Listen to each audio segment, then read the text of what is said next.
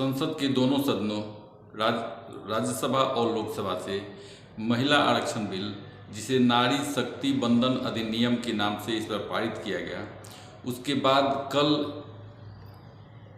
राहुल गांधी ने एक पत्रकार वार्ता में कुछ बातें कही और आज मेरा जो वीडियो है उसी पत्रकार वार्ता में उन्होंने जो कहा उसका विश्लेषण करने वाला हूँ। तो उन्होंने जो पहली बात की उसमें ये था कि संसद के गलियारों में, संसद के लॉबी में जब कुछ भाजपा सांसद उनसे मिलते हैं तो कुछ भाजपा सांसदों ने उनसे कहा कि इस सरकार में उनकी कुछ भी नहीं चलती, उनसे कोई राय नहीं ली जाती और जो भी है वो सिर्फ प्रधानमंत्री और दो लोग, यानी उनके कहने का मतलब अमित शाह और नरेंद्र मोदी को ही पता है कि वहाँ पर क्या हो रहा है या क्या कानून बन रहा है।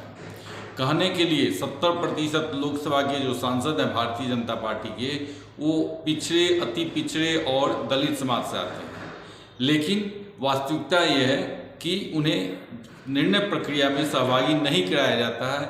ये राहुल गांधी से किसी भाजपा सांसद ने कहा और इसी संदर्भ में उन्होंने कहा कि उन्हें सिर्फ जो भी ओबीसी यानी अदर बैकवर्ड कास्ट के लोग हैं तो उन्हें एक मूर्ति की तरह बैठा दिया गया, संसद में उन्हें मूर्ति की तरह बैठा दिया गया। वो कहने का मतलब है कि ऐसा कह के वो मूर्तियों का एक ढंग से अपमान करना चाह रहे थे। अब कांग्रेस पार्टी के सबसे बड़े नेताओं में से एक राहुल गांधी को ये पता नहीं है कि भारत में मूर्तियों का क्या इम्पोर्टेंस है, क्योंकि उसी मूर्ति के दर्शन करने के लिए काशी विश्वनाथ में जो मंदिर है उसमें लगभग 5 करोड़ से ज़्यादा लोग पहुंच रहे हैं। और एक इंटरनेशनल सर्वे एजेंसी ने एक सर्वे किया है, उन्होंने कहा कि 2024 में अगर राम जन्मभूमि का उद्घाटन होता है जनवरी में, तो 1 साल के अंदर उम्मीद की जाती है कि कम से कम 15 करोड़ लोग अयोध्या में रामलला का दर्शन करेंगे। भाई वहाँ भी तो मूर्ति का ही दर्शन करेंगे, यानी आप मूर्ति कह करके, इन सांसदों को मूर्ति कह करके भगवान की मूर्ति का भी अपमान कर रहे हैं। लाखों क्या करोड़ों लोग तिरुपति जाते हैं, तिरुपति में सुबह 2 बजे 3 बजे से लाइन लगी रहती है, घंटों लोग लाइन में रहते हैं तब जाकर के भगवान का दर्शन होता है। लेकिन उनकी तुलना मूर्ति से, उनके सांसदों की तुलना करना कहाँ तक जायज़ है? यानी वो एक जो कहा जाता है हैबिचुअल ऑफेंडर। राहुल गांधी अगर मुंह नहीं खोलें तो ज़्यादा अच्छा है। जब देश में रहें तब सनातन का अपमान और देश के बाहर जाएं तो देश का अपमान, ये लगभग उनकी आदत सी बन गई है। कल सारे सांसदों को, भारतीय जनता पार्टी के सारे सांसदों को मूर्ति कहना, सच पूछिए तो उन मूर्तियों का भी अपमान है, क्योंकि हमारे यहाँ सनातन संस्कृति में मूर्तियों में प्राण प्रतिष्ठा की जाती है और वही मूर्तियों को करोड़ों लोग आराध्य मान के उनकी पूजा करते हैं। लेकिन किसी एक इंसान को भगवान की मूर्तियों से तुलना करना कैसे जायज़ ठहराया जा सकता है? लेकिन राहुल गांधी हैं, उनके हिसाब से सब कुछ जायज़ है, वो सांसदों को मूर्ति भी बोल सकते हैं। इसके अलावा उन्होंने जो दूसरी बात की उसमें उनका फोकस था कि जो महिला आरक्षण विधेयक आया, नारी शक्ति बंधन अधिनियम, उसको अभी इसी साल से 2024 के चुनाव में ही लागू क्यों नहीं किया गया? अब इसका उत्तर लोकसभा के अंदर अमित शाह ने दे दिया था। अमित शाह ने इसी प्रश्न के जवाब में कहा था कि चलिए अगर 2024 में ही महिलाओं के लिए 33% आरक्षण दिया जाता है, तो अगर किसी कारणवश उस आरक्षण के जद में वायनाड का सीट आ जाता है, अगर हैदराबाद का सीट आ जाता है, तो फिर यही लोग कहेंगे कि जानबूझकर के भारतीय जनता पार्टी, राहुल गांधी चूंकि वायनाड से आते हैं या असदुद्दीन ओवैसी हैदराबाद से आते हैं, तो उनकी सीटों को महिला आरक्षित सीट में डाल दिया। तो ये कहीं का भी सीट हो, विवाद तो आएगा। बिना परिसीमन अगर इसे लागू किया जाता है तो जिसकी भी सीट महिला सीट में आरक्षित होगी वहाँ विवाद आएगा। तो एक प्रक्रिया अपनाई गई कि पहले जनगणना हो जाए, जनगणना के बाद स्वाभाविक रूप से जो अभी 543 सांसद हैं लोकसभा में, ये तब संख्या निर्धारित हुई थी जब देश की जनसंख्या 30 करोड़ हुआ करती थी। आज देश की जनसंख्या 140 करोड़ है, तो स्वाभाविक रूप से 543 जो सांसद हैं वो सही प्रतिनिधित्व नहीं करते। तो डीलिमिटेशन होना तय है, लोकसभा क्षेत्रों का परिसीमन होगा, और जब परिसीमन होगा तो सीटों की संख्या बढ़ेगी, और उस समय किस किस सीट को क्रमिक रूप में 5-5 साल के लिए कौन कौन सा सीट महिलाओं के लिए आरक्षित किया जाएगा और निर्धारित किया जाएगा। इस चीज़ को विस्तार से गृह मंत्री अमित शाह ने लोकसभा में इसका विस्तार से वर्णन किया था, इसको समझाया था। लेकिन चूंकि राहुल गांधी हैं, उन्हें समझना तो है नहीं, उनको जैसे भी विवाद सृजना करना है। उन्हें पता है कि अभी 2024 में इतनी जल्दी ये निर्णय नहीं किया जा सकता, न तो चुनाव आयोग इसके लिए तैयार होगी और न सरकार की ही तैयारी ऐसी है। चूंकि उन्हें विवाद सृजना करना है, विवाद खड़ा करना है, तो बस उन्हें ये मुद्दा उठाना था। अब एक तीसरी और जो सबसे बड़ी बात उन्होंने कही कि ओबीसी का आरक्षण क्यों नहीं हुआ, ओबीसी को आरक्षण होना चाहिए। अब सोचिए, ये वो आदमी कह रहा है, उस पार्टी का नेता कह रहा है जिसने इस संविधान सभा, जिस पार्टी ने ये संविधान बनाया, उसी पार्टी के नेतृत्व में भारत को आज़ादी मिली थी, और प्रथम प्रधानमंत्री भी उन्हीं के, राहुल गांधी के ही नाना कहिए, उनके मतलब फादर के नाना जवाहरलाल नेहरू थे, उन्हीं के परिवार से आते थे। अब उस संविधान में ओबीसी के लिए कहीं पर भी कोई सीट का आरक्षण अभी सामान्य परिस्थिति में भी नहीं है। महिलाओं की बात तो छोड़िए, वो शेड्यूल कास्ट और शेड्यूल ट्राइब के लिए जो आरक्षण दिया गया है, वो उनके सामाजिक स्थिति को देखते हुए बाबा साहब अम्बेडकर के रिक्वेस्ट पर, उनके अनुरोध पर ये चीज़ें लाई गई। और सच पूछे तो ये पूना पैक्ट का प्रभाव था, जब पूना पैक्ट में महात्मा गांधी आमरण अनशन पर बैठे हुए थे, और उस समय भीमराव अंबेडकर के साथ जो महात्मा गांधी का समझौता हुआ, उस समझौता के परिणाम स्वरूप दलितों के लिए और आदिवासियों के लिए ये आरक्षण की व्यवस्था की गई।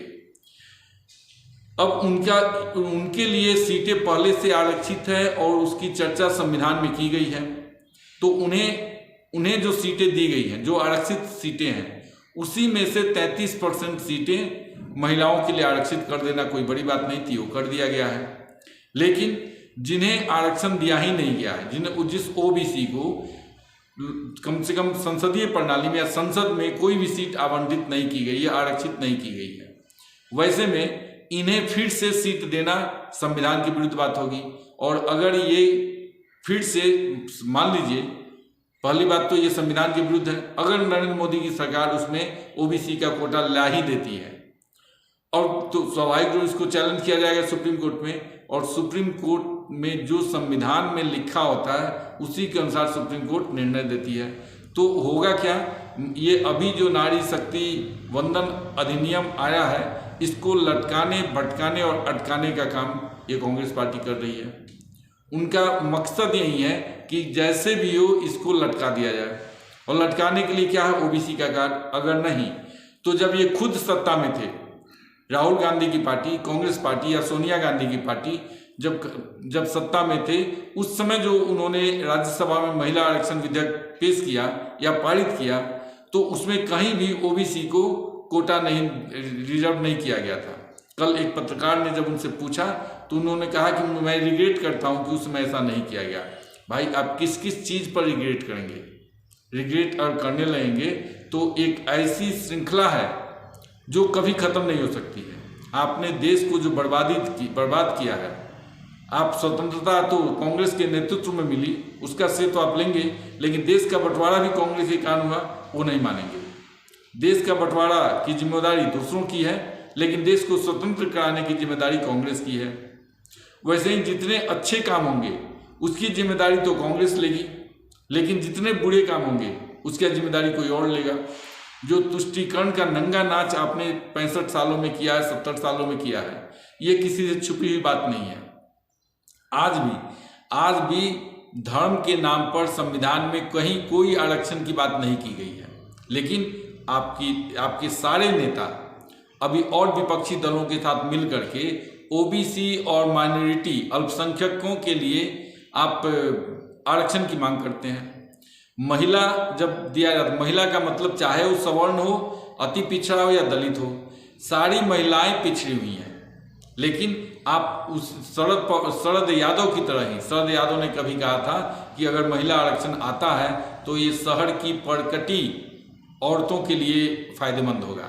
तो शायद आप भी उसी परंपरा से हैं और आप उसी को एक ढंग से इंडोर्स कर रहे हैं, क्योंकि महिलाएं कोई भी हो, जब महिलाएं आएंगी, एक बार पहले आरक्षित हो जाए, फिर संविधान का ऐसा कोई प्रावधान तो है नहीं जो कभी संशोधन नहीं किया जा सकता है। आपको अगर जनता ने समर्थन दिया और आप सरकार में आए तो आप उसको चेंज कर दीजिए।